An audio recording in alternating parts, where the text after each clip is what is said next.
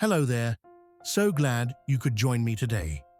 Have you ever had those moments, maybe since hitting 60, or perhaps after retiring, where life feels a little, well, less under your own command than it used to?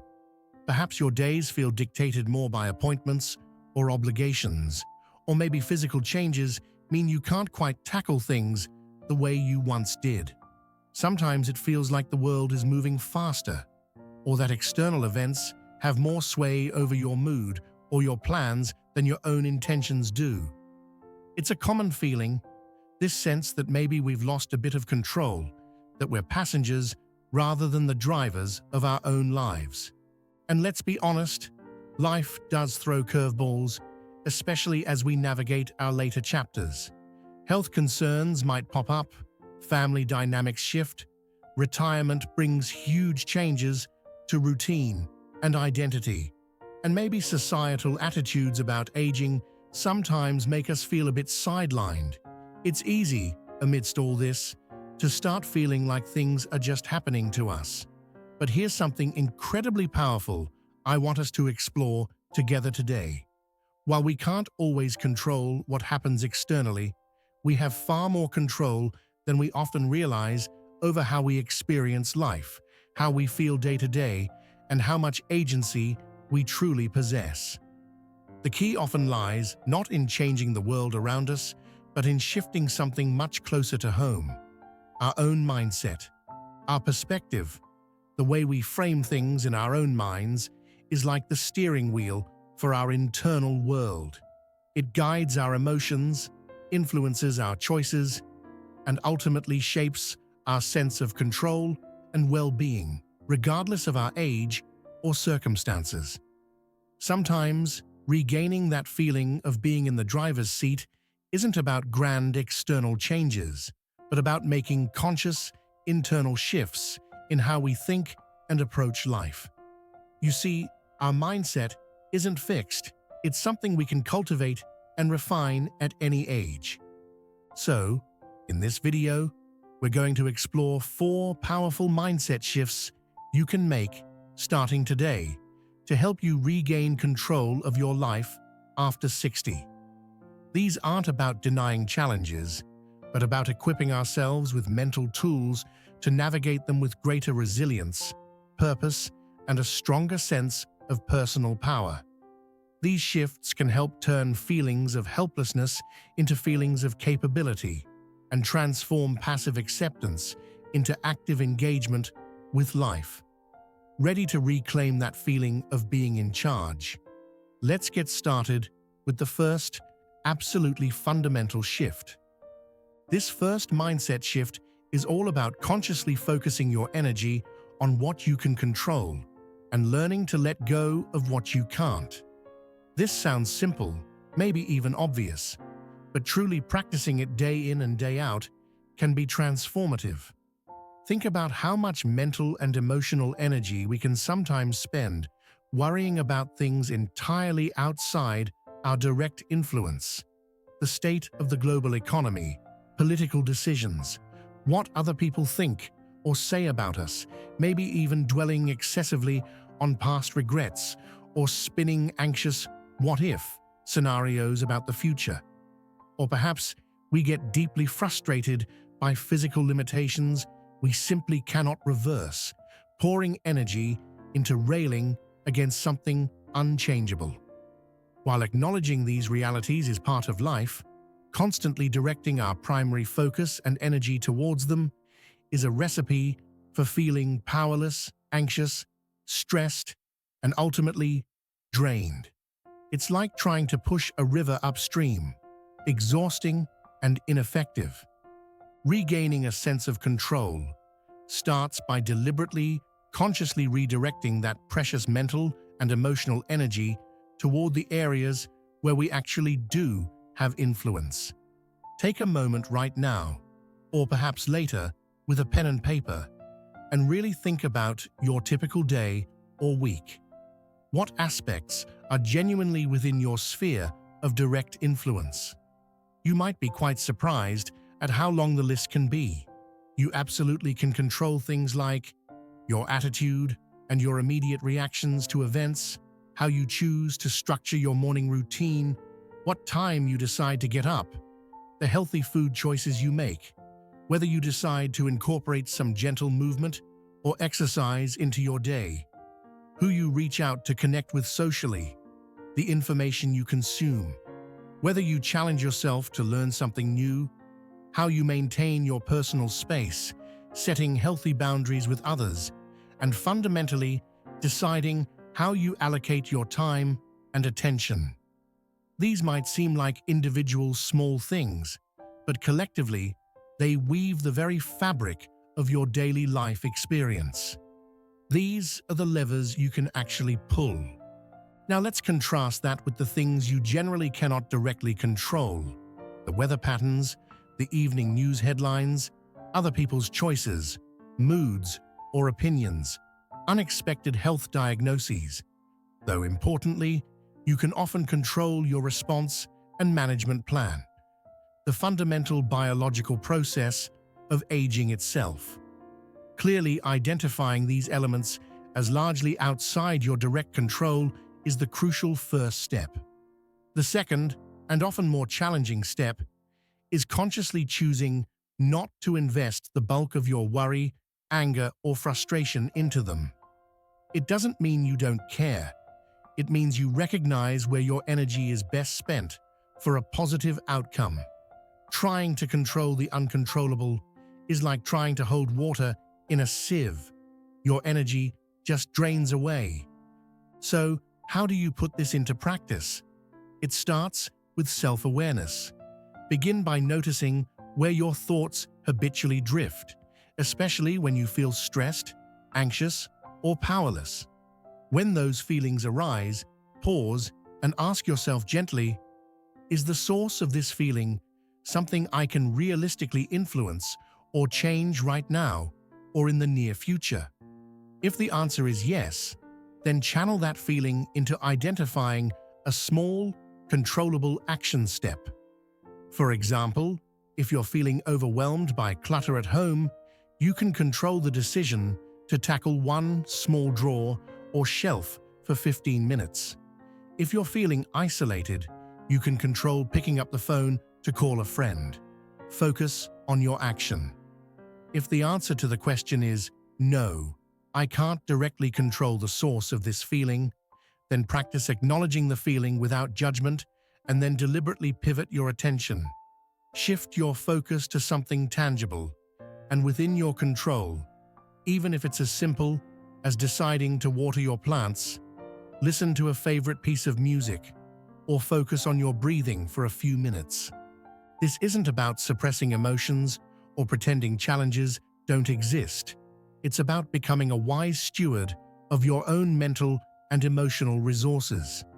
By consistently focusing your efforts and attention on the aspects of your life you can steer, your choices, your actions, your attitude, you build a powerful sense of competence and personal agency.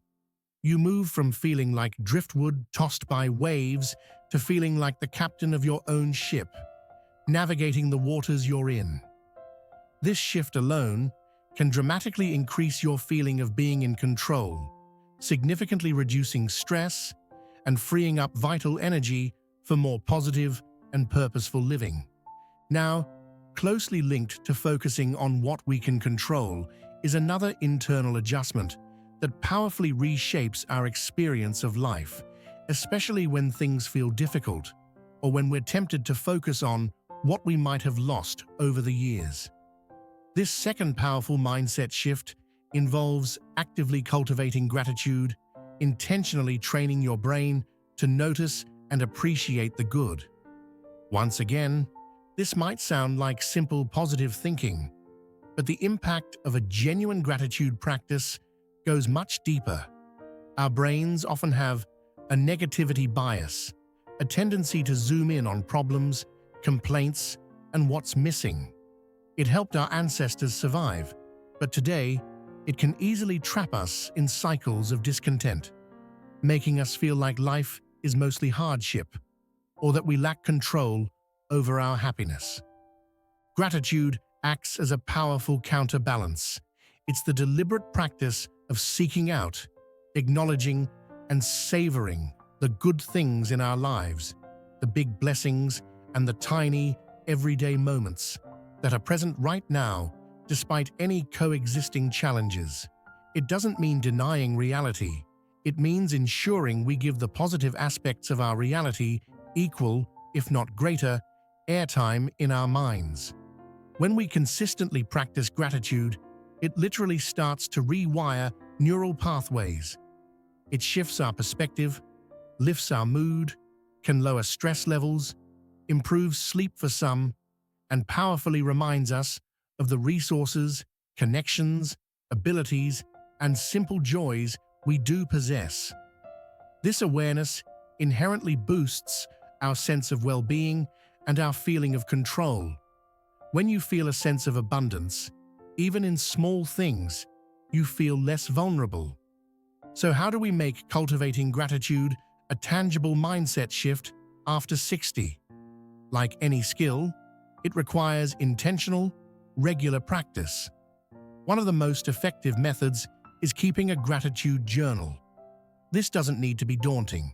Simply set aside a few minutes each day, perhaps first thing in the morning or last thing at night, and write down 3 to 5 specific things you are genuinely grateful for that day. The key is specificity. Instead of "my family," try "grateful for the lovely chat I had with my daughter." Instead of "my health," perhaps "grateful I could walk around the garden today."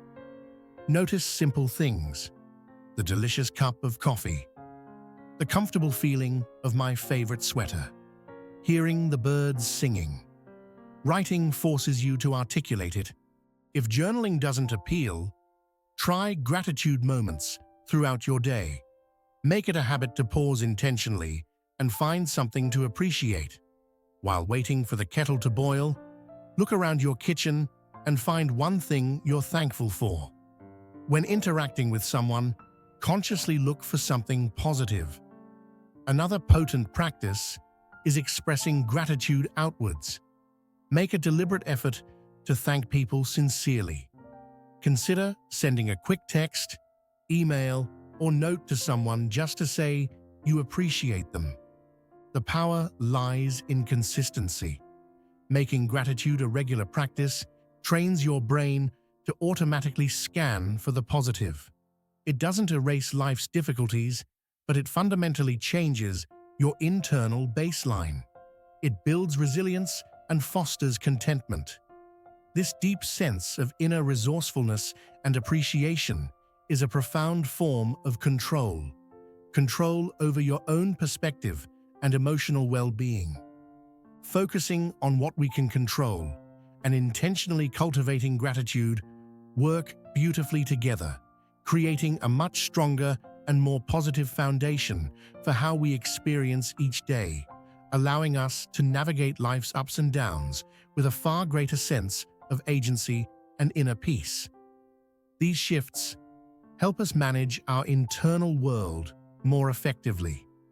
Now let's turn our attention to how we relate to the changes and expectations that life inevitably presents, especially as we journey beyond 60.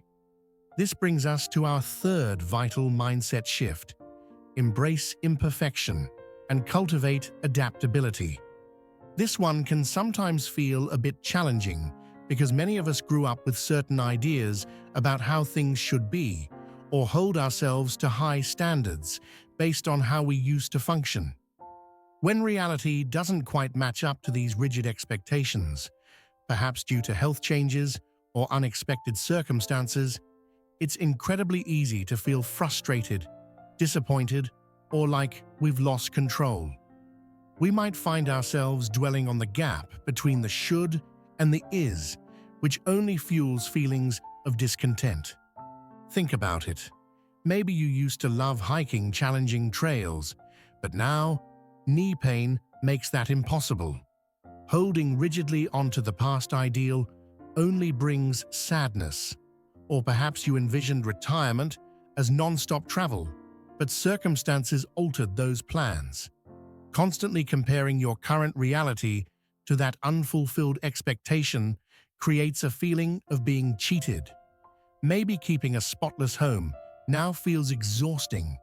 Beating yourself up because the house isn't perfect erodes your well-being.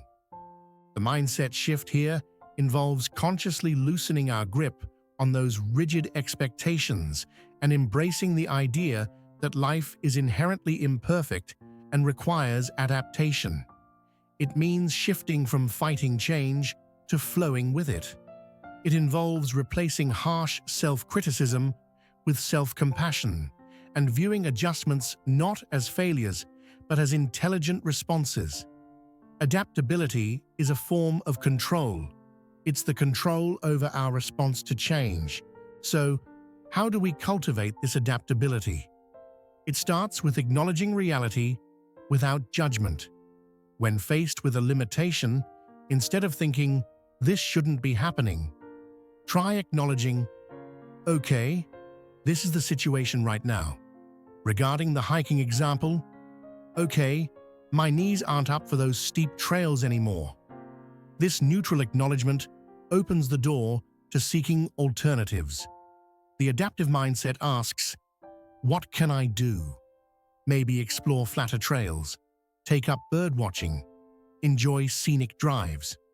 The focus shifts from what's lost to what's still possible. If keeping the house perfectly spotless is too much, adjust standards. Maybe dusting twice a week is fine. Could I hire help for heavier cleaning? Accepting help gracefully is part of adaptability, not weakness. Embracing imperfection also means being kinder to ourselves. That critical inner voice needs to be replaced with understanding. "It's okay that this takes longer now," or "I'm doing the best I can today." This self-compassion reduces internal pressure. Try to consciously notice when you're holding on to rigid shoulds. When you feel frustrated, ask, "Is there an expectation here that's no longer serving me? Is there a more flexible way? What's one small adjustment I can make?" Maybe it's breaking down a task, trying a different tool, asking for help, or giving yourself permission to rest. Celebrating small successes reinforces flexibility. Learning to navigate life's imperfections with grace means wisely conserving energy, reducing frustration, and finding new ways to thrive. It's about maintaining control over your attitude and response. Now, as we become more adept at focusing our energy, cultivating gratitude, and embracing adaptability, there's one more crucial piece. This final mindset shift is about actively seeking and nurturing a sense of purpose and engagement. Retirement marks a significant shift. The structure of work disappears. Children may be independent. Roles might change. This can sometimes lead to feeling adrift. What now? Or less vital. Without a clear sense of purpose, a reason to get up, something meaningful, it's easy to slip into apathy or feel like life lacks direction, eroding our sense of control. Purpose isn't necessarily a grand mission. Often it's found in everyday activities, connections, and contributions aligned with our values. It's the why. Regaining control involves actively identifying what gives your life meaning now. What activities brought joy? What are you passionate about? What skills could you share? What causes matter? What legacy do you want to nurture? Purpose can be found everywhere. Volunteering provides structure, connection, and contribution. Mentoring shares life experience. Pursuing hobbies and creative interests brings accomplishment. Setting a goal within a hobby adds purpose. Lifelong learning keeps the mind engaged. Taking a class, learning a language, researching a topic brings growth. Purpose is also rooted in connections, nurturing relationships, being an active grandparent, helping a neighbor, caring for a pet provides belonging. Maintaining health can be a purpose, staying vibrant for people and activities you love. The key is finding what resonates personally with you now. It might be different from your purpose in your 30s, and that's okay. Start small if needed. Try different activities. Notice what leaves you feeling energized and satisfied. Actively engaging in activities driven by purpose combats feelings of helplessness.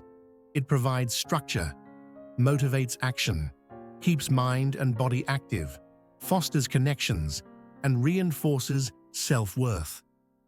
When you feel you're contributing, learning, growing, or connecting meaningfully, you naturally feel more in control of your life's direction and happiness. It shifts focus from passing time to investing time.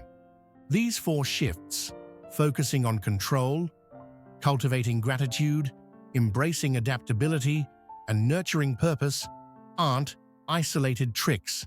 They are interconnected ways of thinking that reinforce each other, creating a resilient, positive, and empowered mindset that allows you to truly take back the reins and navigate life after 60 with greater confidence, joy, and a profound sense of control over the things that truly matter, your inner world and your engagement with life.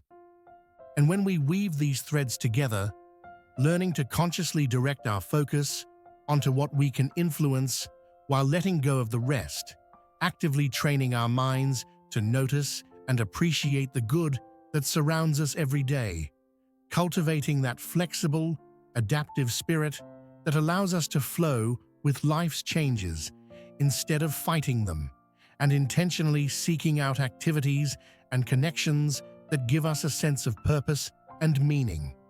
What emerges is something truly remarkable. It's a mindset that doesn't just help us cope with life after 60. It empowers us to actively shape our experience of it, reclaiming a profound sense of control from the inside out. It's about understanding that while the external landscape might shift, our internal landscape, our perspective, remains fertile ground that we get to cultivate.